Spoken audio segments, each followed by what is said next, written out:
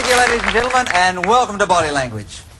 Tonight you're going to learn some things about yourself that you probably never ever considered. You'll learn some things about your friends, your relatives, your co-workers, your neighbours, and even your boss that you never ever knew existed. Things you might have seen over the years but never knew what they meant. And we're going to show you some ways that you can work out what somebody's really thinking regardless of what they say to you, as we look into this world of body language, this world of silent command. So I guess the first question should be, what's your body language like? Did you notice how many people had their arms crossed when the cameras and lights went on? Let's have a look around. How many people have got their arms crossed right now? You know, when I first walked in and the lights went on, most people thought, what's going to happen? Is he going to ask me a question? Is he likely to get me up there for a demonstration? This is what we call a negative defensive gesture. Now, most body language is so ingrained that most people can't unlearn it. Let me show you what I mean. Can I ask everybody to cross your arms? Now, 7 out of 10 Australians cross left over right. Have a look at yours. Now, so ingrained is body language, you know it's practically impossible for you to unlearn that gesture. Try now to cross your arms around the other way. See how you go. Most people can't even uncross them the other way. Now, the problem with this gesture... Now, can you please uncross your arms? Oh, good. The problem with this gesture is that the research shows that if I'm speaking with you and I cross my arms, that my receptiveness to what you're saying goes down by up to 40%. And that most of the statements that I will make to you will be negative. So does that mean then, the girl at the bus stop at the introduction who had her arms crossed, does that mean she was negative? What do you think? No, she was cold because she was standing in a cold situation. One of the biggest mistakes that people make with body language is to try and take one gesture and try and put a meaning on it. Now, body language is like any language. There's words, sentences, phrases, and punctuation. You've got to take a series of words to get a full understanding as to what each individual word means. And with body language, it's the same. We've got to take what we call clusters of gestures, so that when you see them happen, they'll come in such a predictable sequence that you'll get a feeling that the person may not be telling you the truth. For example, if you ask me a question, as I respond to your question, I begin to rub my nose. What do you think that could mean? Well, it could mean I'm telling lies. Anything else? Itchy nose. What else? I could be stalling for time, yes. Anything else? No, I haven't got a cold. No. If I had a cold, it'd look like this under the wrist. What you said correctly is that one gesture can mean perhaps a dozen different things, just like one word can mean many different things. It could mean that I'm telling you a lie when it's put into a cluster. For example, if somebody's telling a lie, this is one of the gestures that they will use. Other gestures include, if I'm going to tell you a big lie, there's a good chance I'll rub my eye and look at the ground. For example, sounds like a great idea to me, John. You can certainly count on my support. Another gesture that I might use, if I'm telling you a lie and I suddenly think that you suspect that as you found me out, here's one of the gestures you'll see. For example, I posted that check on Thursday. So when it comes in a sequence, if you ask me how I felt about your presentation or what you're saying, and I said I think it's a great idea, I think you've done a terrific job and you've got a tremendous future, you may not believe me, is that right? Okay. The question that people ask a lot is, what is the origin of body language? Where does it come from? Well, it comes from a number of different sources. For example, we cross our arms because it's basic body protection. It protects our heart and lungs area. There are gestures such as this one here that we call the OK gesture. Now, this has its origin in an American presidential campaign in the 1820s. And OK was the initials of the candidate. And he started a trend that said you're OK with OK. Now, he didn't win, but that initial has stuck with us, and today in this country we use that for O. This gesture here means what to you? Yeah, that's OK, she's all right. It goes back to the days of the Roman gladiators. They'd be fighting in the ring. The winner would hold the sword over the head of the loser and look to the crowd for guidance. If the crowd did that, they meant hold the sword up, he's okay. And they spared him. Yet there's other gestures such as smiling, for example. Why do we smile? Now, smiling has its origin in fear. When two monkeys would meet, they would draw the lips back like that, each showing that the other was fearful of the other. Therefore, each was subordinate and non-threatening. Make sense? Now, modern man does the same thing. If I meet you, I will smile. So therefore, you'll interpret me as non-threatening and find me acceptable. What happens if I meet you and I don't smile? You're what? Suspicious? What about this gesture? Yes. That's a yes gesture. Is that used as yes throughout the world? No. No, it's not. You know what the origin of this is for yes? No. No, you don't. Its origin is in bowing. That is, if I'm subordinate to you, I will bow, correct? The more subordinate I am, the lower I will bow in relation to you. Hat tipping is another version of making myself smaller to be subordinate, and that's the origin, of course, of saluting. It's a symbolic hat tip. So, if I agree with you as we speak, my head makes this movement, correct? So it's a stunted bowing movement. Because it's a bowing movement, I'm subordinate to you. Because I'm subordinate to you, I will go along with whatever you want, so we use it as affirmation. What does this gesture mean? That's negative. This is the first gesture that every human being learns. When you're born, you put on the breast to drink. When the baby's had sufficient milk, what movement does it make with its head? It makes this gesture, so it rejects the food. Now, any child, you try to feed it, what happens? Look at the screen, we'll see what happened to baby Paul. Now, here's mum trying to feed him. He doesn't want to know. So very quickly, we all learn that shaking our head from side to side is no. Let me give you the words and tone of voice that match those gestures. If I... What's your name, sir? Peter. Peter. Let's say, for example, that I like what Peter said, and I agree. Which way does my head move if I like him? And I agree. Up and down, without even thinking. It looks like this. Peter, yes, I think that's a tremendous idea. You're on the right track, and you can count on my support. The gesture confirmed the tone of voice and the words. Is this correct? Yes. If I didn't like Peter, didn't like what he had to say, which way would my head go without even thinking? Peter, I mean, you've got to be kidding. I mean, there is no way in no that that's going to get off the ground. I will not help you. Now, in real life, it doesn't happen that way. You know why? Because when I was a kid, I was taught not to tell lies on one hand. On the other hand, I was taught to be a prolific liar when Mum taught me to be polite. Polite means tell lies. Now, I haven't got the heart to tell Peter I don't like what he's presenting because he's my friend, or he's my boss, or he's my neighbour, he's my uncle. So I better be polite. Here's how it looks if I try to be polite and cover up. Peter, I think that's a great idea. It's got tremendous potential. It really has. You can certainly count on my support. Now, it only looks funny because we looked at the two most basic elements of movement. We analysed their backgrounds. I gave you the words and tone of voice that matched. Now you're noticing that the gesture is completely contradicting the words. Now, fellas, how many times have you been at a party and you've said to a lady something really cool like, how about coming up to my place for a cup of coffee? And she said, I'm not like that at all.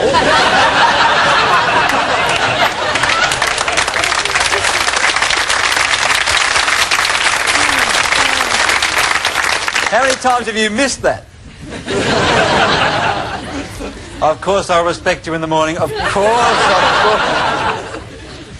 Now, if height gives positiveness and lowering is subordinate, does it follow then that tall people must be more influential than short people?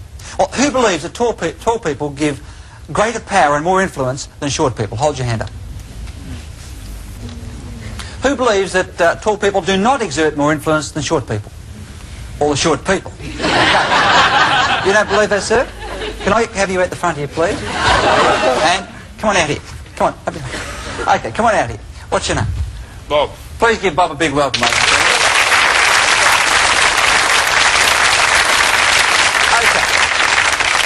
Bob says he doesn't believe that tall people exert more pressure than short people. Now, Bob's taller than me. If this is correct, he should be exerting influence over me right now, correct? Let's put it to the test. Okay, this is your microphone, Rob. Just hold it right there. You got it? Now, here's the scene.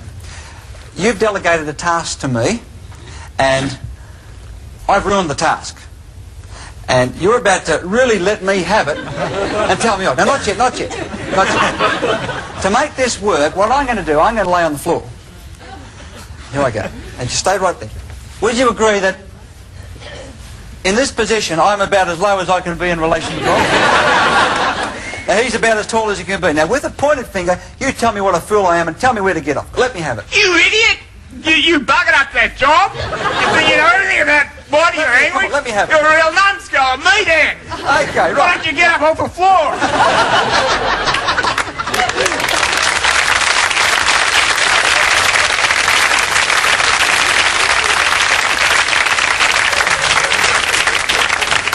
So he had no difficulty in telling me off. He had the maximum height advantage, and I was at the minimum. Now, would you agree that he could do that really easily then? Yeah. Okay.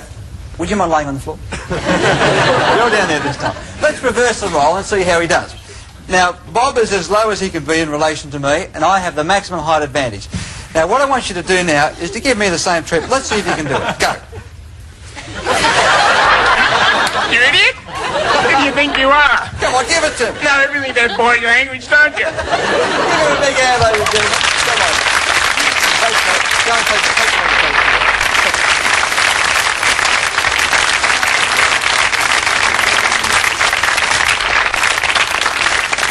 Let me ask you this question. Who's had this experience? You've listened to somebody speaking. You've walked away and you've said to yourself, that sounded really convincing, but I got a gut feeling you can't believe a word of it. Who's had that feeling? Most of us have. Sometimes we might say, I've got a sixth sense, I've got a hunch, and the girls all say, my intuition tells me you can't trust that person. So what does it mean? Well, the research is quite incredible. It shows that when you and I are speaking face to face, that we're relying on the words that we use only a maximum of 7% of the time to put the message across. The gestures and what we call body language accounts for somewhere between 60 to 80% of the message it's sent. Now, if I try to tell you a lie or cover up, my gestures will no longer match my words. They go out of kilter. And a perceptive person will pick up that discrepancy and get a hunch or gut feeling, I'm not being honest. Does that make sense to you? Yes. Let's put you to the test. We'll see how perceptive you are. Here's the scene. You're in a home. And there's children playing outside. All of a sudden, you hear smashing glass and bottles. You race outside. Here's one little boy all on his own, head down, hands behind his back. Your question is, did you do that? To which he replies, no, it wasn't me. Question, hold your hand up if you suspect it was him. Aha! Here's another question. Do you then take your course of action based on the gesture or based on the words? Who would act on the gesture? Most of us. So in other words, if a gesture contradicts the words, we'll make our decision on what we see. Is this right? Now this is what perceptive, intuitive people are doing to us all the time, and we're doing it to them. When we're speaking to them, we're watching their gestures, listening to the sounds and words. The moment we see gestures and words that do not compute, we ignore the words and make our decision on what we call our gut level feeling. If you ever known a hunch or gut level feeling about a person, when you're face to face with them, to be wrong, aren't they usually right? Aha. Now the origin of this hand to mouth gesture is quite simple. Child tells a lie, brain instructs the hand, cover the mouth. Stop the words from coming out. Now that same gesture is carried through in adulthood. That's why it's hard to believe somebody who's selling you a second-hand car, for example, who says, it's a great car, it's only done 25,000 kilometres and has a reconditioned motor. You would walk out of there and say, I've got a gut feeling you can't believe what that person's saying, without really knowing why you knew that. Okay, well, what other signs should we look for? What about our palms? What about our hands? If you want to be honest with me and tell me the truth, what gesture will you show at me? Try it. Open palms. Without even thinking, if you're going to be honest, you are programmed to turn your palms towards me.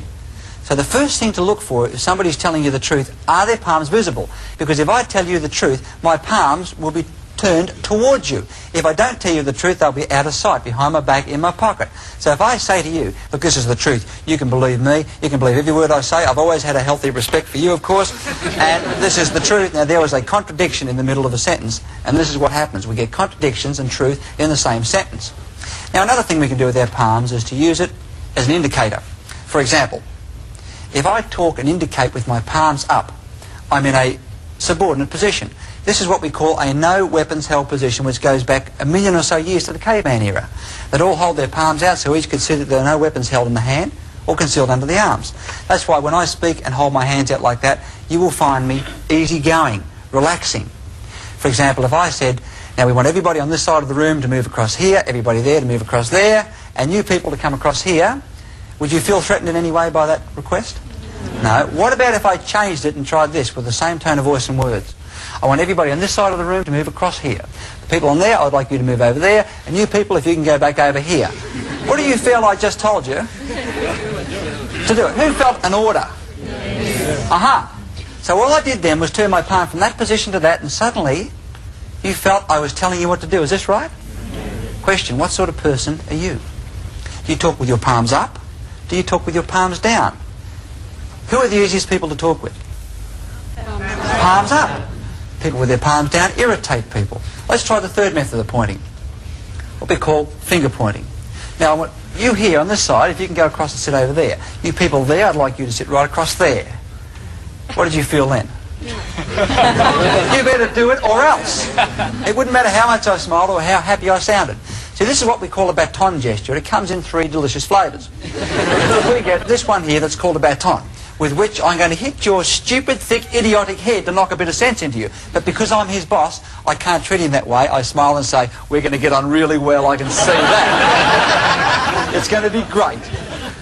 Now, there's a second version that goes this way. Now, this is a problem, because where this is an intimidation signal, this is a danger signal. This is the movement that comes immediately before this.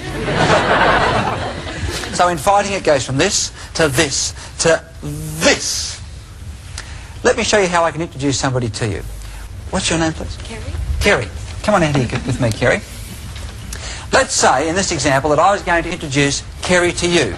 There are 3 ways I can introduce you to you. Watch carefully what I do with my hands and see if you can gauge my attitude towards her. Ladies and gentlemen, this is my wife, Kerry. What do you see? Open palm, perhaps?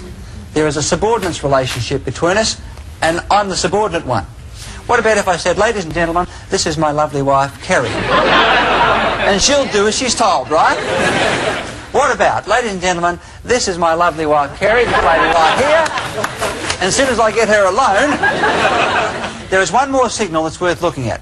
In this country, if we think something has low status, that is, it's a bit of a joke, we shake our thumb at it and say, that over there. How about, ladies and gentlemen, let me present Kerry to you. Like, take a look. Thanks, Kerry. Give her a big hand.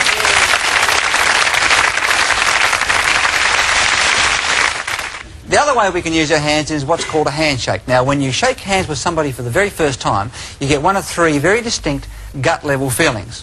One, you feel equal. Shake someone's hand, you feel, yeah, I like that person. Someone else, you shake them by the hand, and you think, ooh. Yes, well, I'll just stand over here. Someone else, you shake them by the hand, and you'll think, ha ha ha, you'll do as you're told. So you feel either equality, you feel superior, or you feel inferior. It's transmitted through the handshake. Can I have you for this demonstration, please? Sure. Come on out. What's your name? Alan. Okay, here we go. Give him a big hand, ladies and gentlemen. Good. Now, just before I do this test, what I want you to do is to shake hands with the person sitting beside you. And for the people at home, shake hands with somebody in your living room right now. Give them your normal handshake. Pretend you're meeting for the very first time. Keep it shaking. Keep it going. Hold it. Freeze it. Keep your hands together. Don't move. We're going to analyse this. Don't move a muscle. Keep those hands together. There's one of 3 things taking place between your handshake. 1 is you're transmitting equality. 2 is you're transmitting that you'll be the boss. Or 3, you're prepared to give in. Now listen carefully to this, then analyse your handshake. The person whose hand is facing downmost is saying, I'm going to be the boss and you'll do as you're told. If your palm's up, you're prepared to give in. Okay, stop holding hands. You see, the second origin of handshaking is arm wrestling. Handshaking originated like this. The winner would have palm down, the loser would be palm up. Modern man has put it into a vertical position. You can stop holding hands now, girls.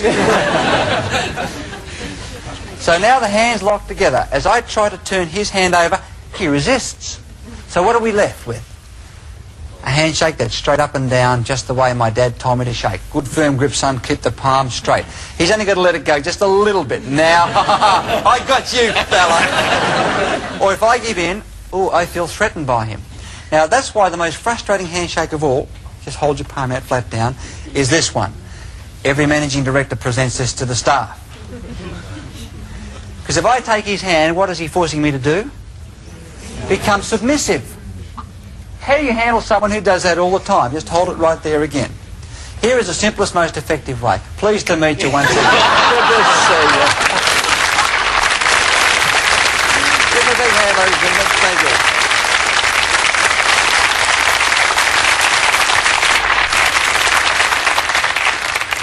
Who do you think are naturally the best people at reading body language? Women. Well, who thinks it's the women? Naturally the best. All the women, right? Who thinks the guys are naturally best at reading body language? Well, let's have a look at what the test with babies revealed. They got babies that were 6 weeks of age. When the baby was crying, the mothers were asked to look at the baby and determine what the baby wanted. The mothers could tell 5 entirely separate meanings behind the same cry. It was hungry, it was scared, it was in pain, wanted attention, needed his nappy changed. Then they got the father to have a look at the same baby. What do you think he saw? A crying baby. In other words, the fathers couldn't tell the difference in the test conducted. Women are born with an innate ability to decode the body signals of other people, and this is for the survival of our species. If a woman can't look at a baby and tell you from its movement and its sound what it wants, it's detrimental to that child living. Does that make sense? Women are born with the ability to do it, men aren't. And for that reason, women make the world's best negotiators, salespeople, interviewers, interrogators, personnel people. They're not necessarily found in those roles as much, but they are the best at it. And for that reason, I say to every man here tonight, because women are so good at it, if you're going to tell a lie to a woman, particularly one who knows you, do it in writing or over the telephone. Because your chances of getting away with it face to face are reduced by 60 to 80%. That's how good girls are at it. Fellas, have you ever known a woman to say something like, "My intuition says you can't believe that person," and for her to be wrong? They're never wrong, are they? Girls always get it right. Well, let's just put it to the test. Let's ask a couple of the girls here tonight if they've noticed any particular habits or gestures that their men friend have, their boss, boyfriend, or whatever, and we'll see if we can get a meaning behind it. Who's got a gesture?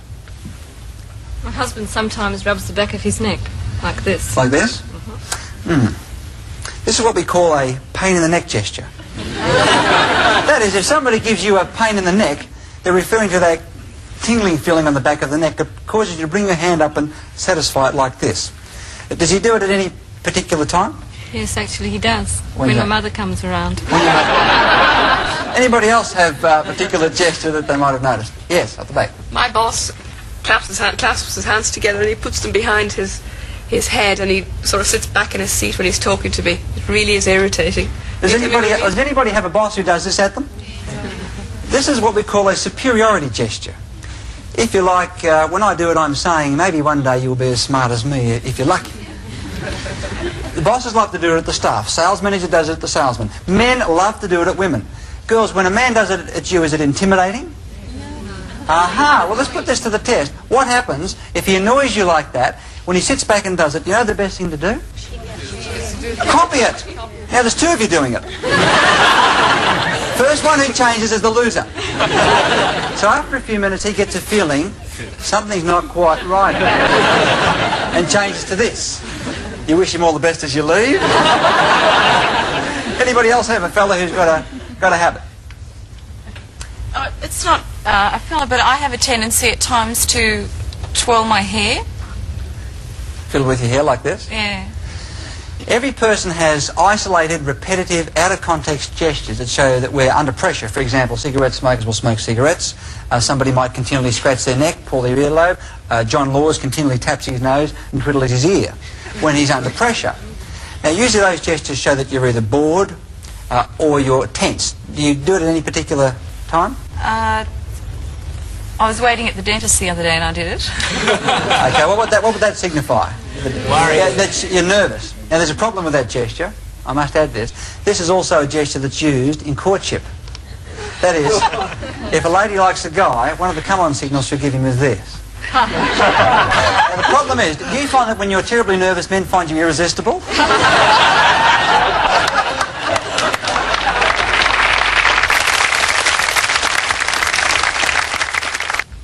Here she comes. Beautiful piece of womanhood. He's had a hard day fishing. Watch his body change when he sees her. How many of you have done that? Is he going to... Oh. She's gone on her way. He's doing no good at anything that day. So the first thing that happens is a physiological change. Now, we said in the last segment that when somebody gets excited by another person, there's a certain part of their body grows to 4 times its normal size. Do you know which part that is? Eyes, pupil. Let's put it to the test. I'd like you now to take a look at this. Here we have a right-hand picture, here we have a left hand. Which do you find the most stimulating and exciting? Put your hand up if you find the right hand the most stimulating. Most of us.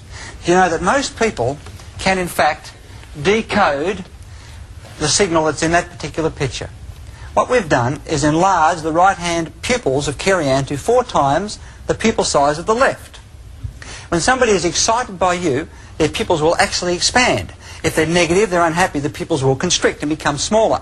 And you know, most of us can decode these pupil signals and we reflect it in our speech. We say things like, it sounded convincing, but you wouldn't trust him. Did you see his beady little eyes? How many of us have used that expression? Never realised what we were actually seeing. What about cigarette smoking? You know, if I feel positive, and we'll say positive means I like you, I like what you're saying, I like being here, I feel positive about what you're presenting. Which way would you expect me to exhale the smoke, assuming that I'm far enough away from you that it wouldn't make any difference? Up. Anybody think I blow it down? Who thinks I blow the smoke down if I feel positive? Nobody. Did you realise you always knew it wouldn't go down? Who thinks I'd blow it? Who thinks I'd blow it up? Who thinks I'd blow it straight out? We've got a few non-smokers here. Let's put it to the test. I'll give you a sentence, then I'll give you the puff, you be the judge. Bob, I think what you've had to say has been excellent. When the committee meeting comes up on Tuesday, I'm going to be recommending your solutions because I think you know what you're talking about. You can count on me, friend. I don't agree with you. Had he better rely on me? No. He better not. What's your name? Bob. Bob. Okay, Bob. 2 Bobs. Bob, I think what you've had to say is certainly the right solution for us, and when I go to the board meeting on Tuesday, I'm going to be pushing for you because I think you know what you're talking about. You can count on me.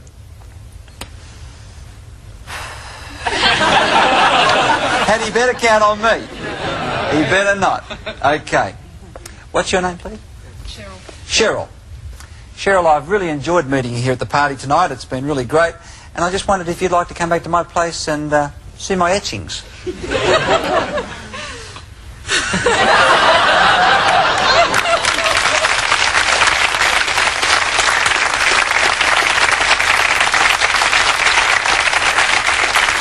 Would it be reasonable to say that most of us would assume that people who are continually in the news, like politicians, television interviewers, those whose faces we see continually, royalty, that we would expect them to be confident when they're in front of a crowd? Would that be a reasonable assumption? Yes. Okay, well, let's just have a look at a few and see what their body language shows us. How confident are they?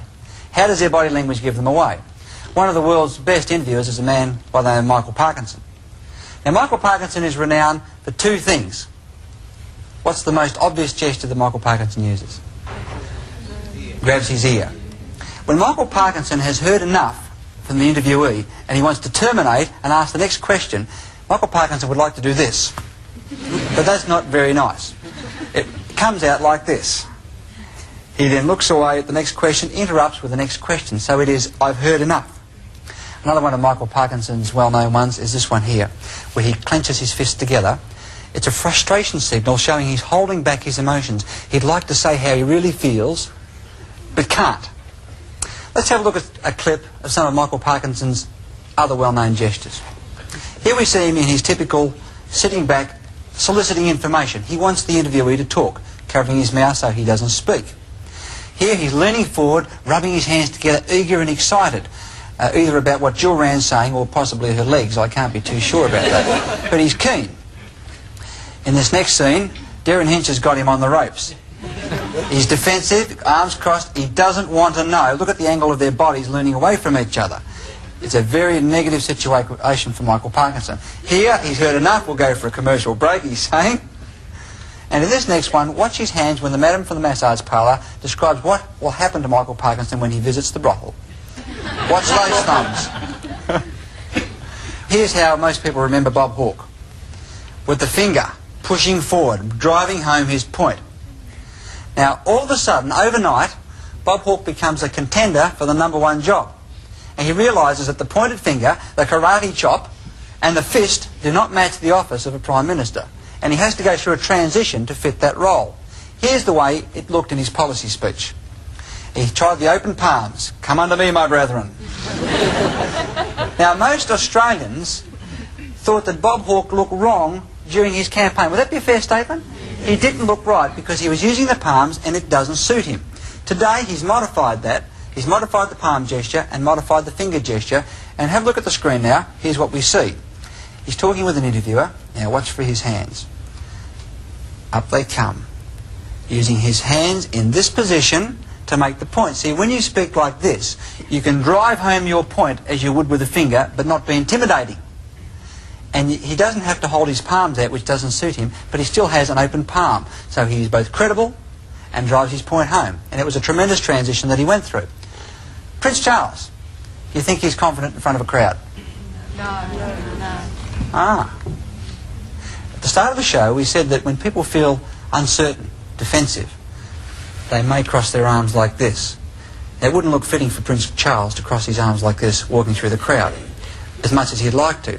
So he has hidden the gesture and disguised it with something else. See if you can spot it. Here he comes inspecting the guard. I want you to watch his right hand and see what he does with it. Feeling confident now, straight for the cufflink on his left arm. Now this is what we call a disguised arm barrier. He'd love to cross his arms, but by bringing the right arm across and playing with the cufflink, he gets that same secure feeling he'd get if we crossed our arms. Now, even at the Royal Ball in Sydney, he was seen walking through with the same position. And there it is. Would it be fair if we said that Prince Charles is known as a ladies' man? Would that be a reasonable statement? Yeah. One of the things that makes him a ladies' man is that he uses printing gestures when he's with attractive women. One of these printing gestures is a favourite of many men. And this is it. Adjusting the tie whether it needs it or not. If an attractive lady walked through the door and I saw her, it might go like this. Oh, hello there. Would you like a dance? Let's have a look at Prince Charles and see how he uses it. Here he is in the crowds. Now, he hasn't noticed the attractive curvy blonde with a low-cut dress who's just behind the woman he's talking to. He's more intent on making his point by driving his finger home. Now, see what happens when he sees the blonde with the low-cut dress. Oh, hello there, and how are you?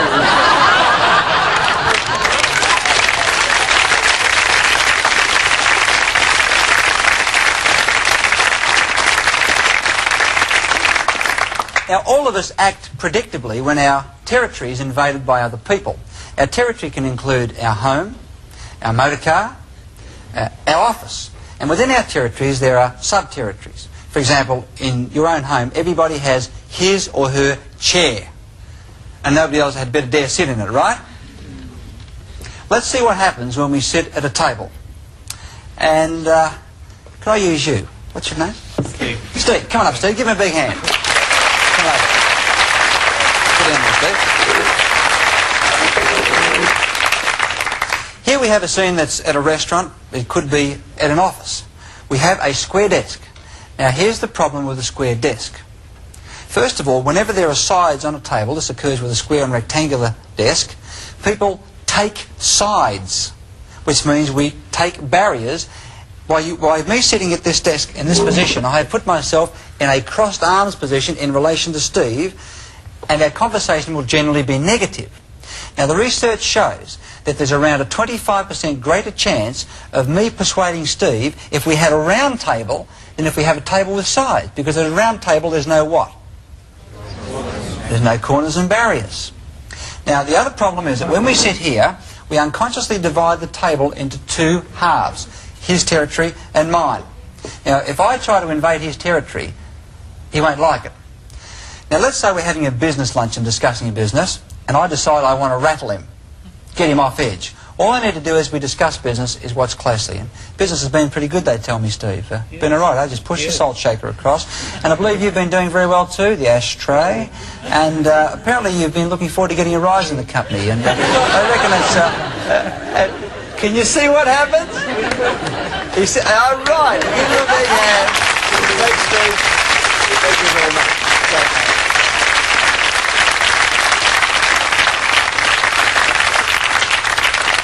He sits back and crosses his arms. A round table is the way to get people on side and to see your point of view. Now, personal space also extends to a certain amount of air around our bodies that we take and claim as our own. Now, in the case of somebody from a capital city, it differs from somebody from the country. Can I ask you to come up, please? What's your name? Jane. Give her a big hand, ladies and gentlemen. Jan.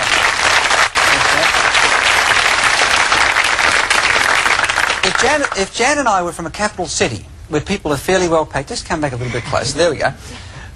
If we were from a capital city, our personal spatial need is around about 18 inches. That is, my territory is 18 inches and so is Jan's, and we will fight to protect each other's territory. What distance apart do you think we would stand when we talk socially? 3 feet. Now, if we come from the country, a rural area where people are used to more space, we have a bigger spatial need. What could it be? It could be 2 feet each, so when we stand apart and talk, we stand at 4 feet. Country people stand further away than city people. Here's the problem. Let's say Jan is from the country. She needs me to stand at 4 feet. How do I feel standing at 4 feet? Yeah, I don't feel too comfortable, so quite unconsciously I'll just step forward to the 3 foot mark where I feel quite comfortable. And that is the result. She goes back. Now, I'm too far away, so I'll just step forward again and I'll come after her. Now, any country girl will tell you that the city fellas are what? Fast! Yeah! What they're referring to is the city fella is encroaching into the country girl's space. Because I'm not trying to do a line with Jan, I'm not. All I'm trying to do is to have a conversation. Give her a big hand. Thank you.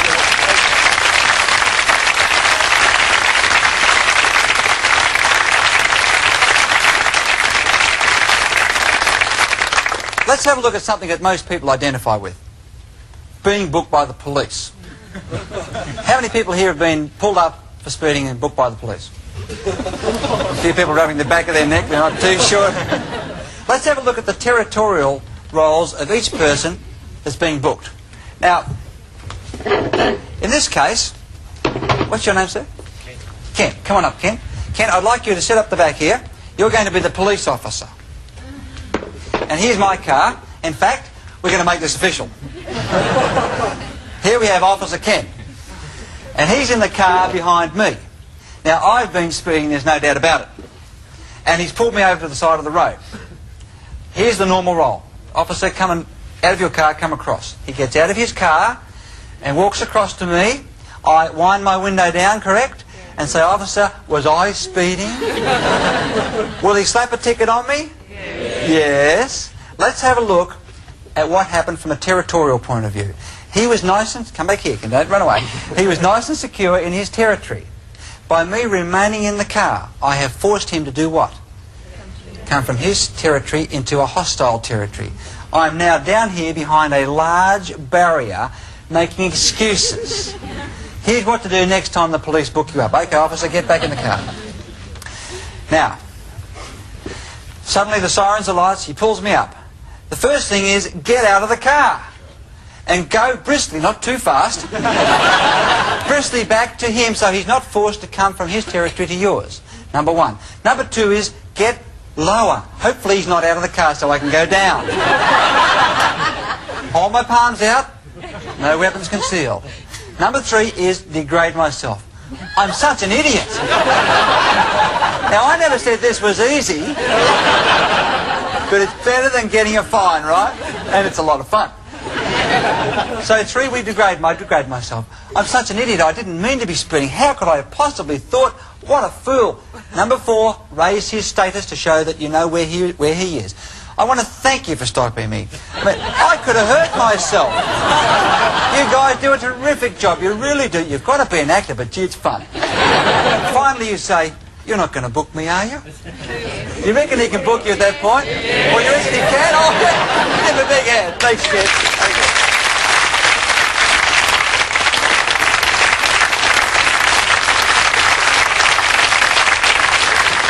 Okay. One of the places where people step into your personal space and you can't do anything about it is an elevator.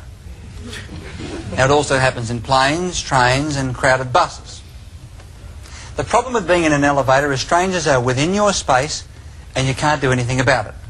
Now there's a set of rules that we must go through when somebody gets into our space. We're in an elevator, okay? First thing is go totally blank.